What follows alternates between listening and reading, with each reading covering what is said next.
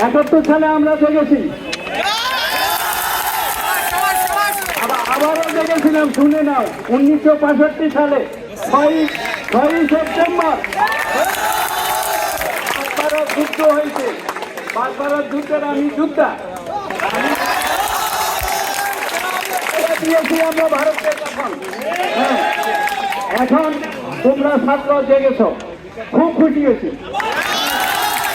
আমি বলে যাবো, আমি আজকাল করেছি, আমার অবস্থা ভালো না, কিন্তু তোমরা দাবি আমাদের তোমাদের কাছে কোনো কোটা থাকবে